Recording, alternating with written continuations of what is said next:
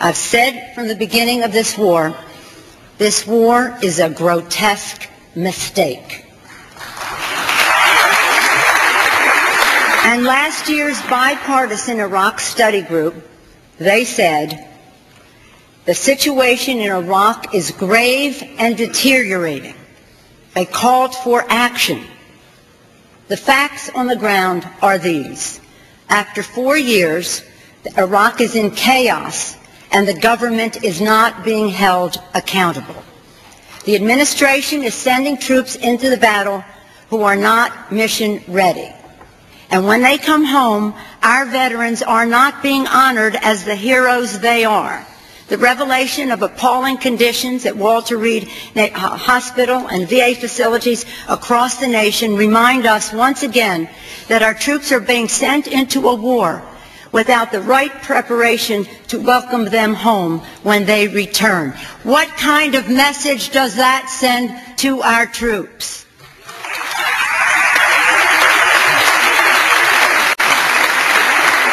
In terms of the chaos in Iraq, our commander in Iraq, General Petraeus, recently said, there is no military solution to a problem like that in Iraq.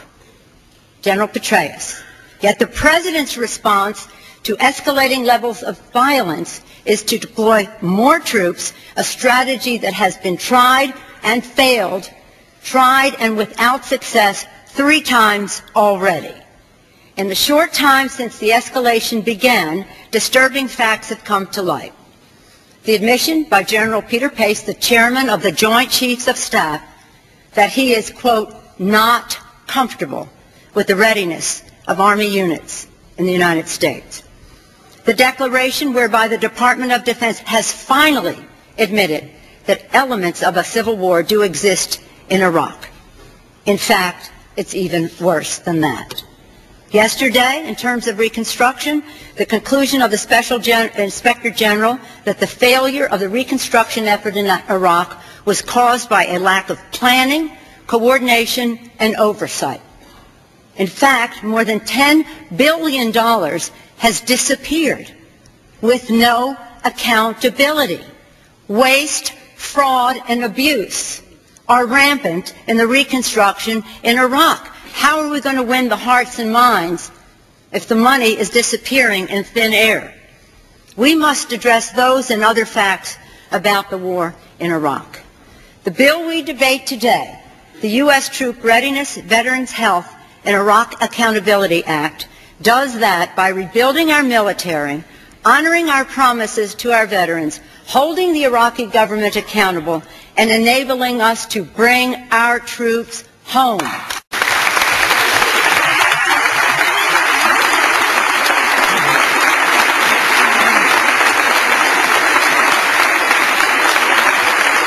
Rather than sending more troops into the chaos that is the Iraqi civil war, we must be focused on bringing the war to an end. We can do that by passing this bill that transforms the performance benchmarks that have already been endorsed by President Bush and the Iraqi government into requirements. When those benchmarks are met, or when it becomes clear after a reasonable amount of time that they will not be met, the bill requires that our troops leave Iraq on a schedule that our former colleague Lee Hamilton, a co-chair of the Iraq study group, called responsible, not precipitate. Benchmarks without deadlines are just words. And after 4 years of this war, words are not enough.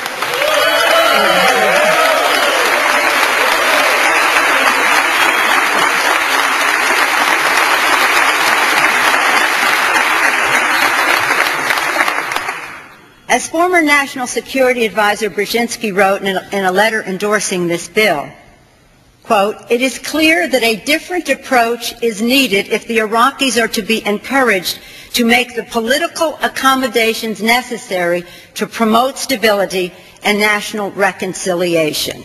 That should have been happening a long, long time ago.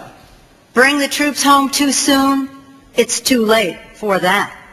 4 years into a war in which we have been engaged longer than we were in World War II. This bill, in its wisdom, calls upon the Defense Department to adhere to its own readiness standards. The benchmarks were endorsed by the President and the Iraqi government. The guidelines for the readiness standards are the Defense Department's own. Those standards are intended to ensure that before our troops are sent into harm's way, they have the training and the equipment they need to enable them to perform their missions successfully. That simply is not happening. The war in Iraq has produced a national security crisis, well described by Mr. Murtha and Mr. Skelton and others in the course of the day. Our readiness is at its lowest level since the Vietnam War. By addressing that crisis, the bill supports the troops, and protects the American people. How do we support the troops? By sending them into harm's way without the proper training and equipment, without the proper dwell time at home, and taking them there and overextending their stays and redeploying them over and over again. This bill says, adhere to your own guidelines.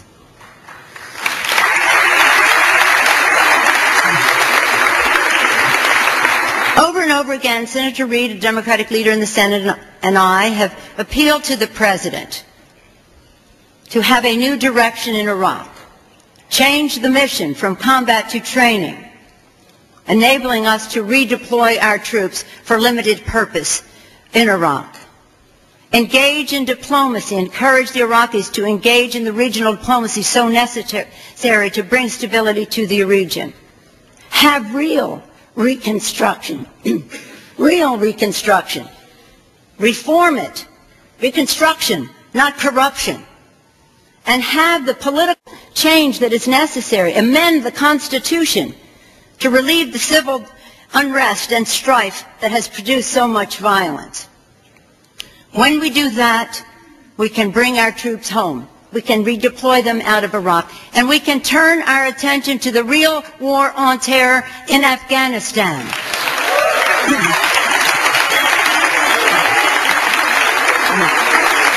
I think so.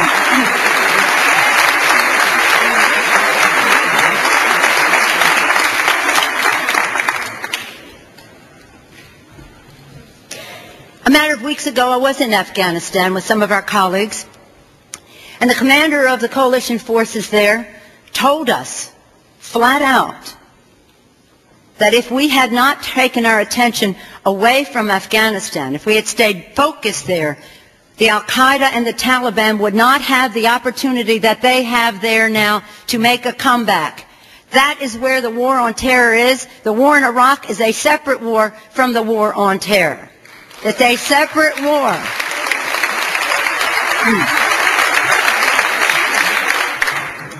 Again, the American people have lost faith in the President's conduct of this war.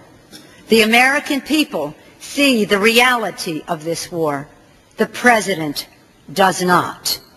Today, the Congress has an historic opportunity to vote to end the war in Iraq. Each member of Congress will make a choice. The world is watching for our decision. The choice is clear. Will we renew the President's blank check for an open-ended war without end?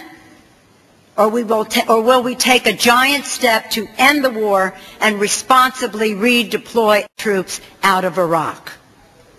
The American people want a new direction in Iraq. Today, the Congress will provide it. The American people do not support a war without end, and neither should this Congress. I urge and I will.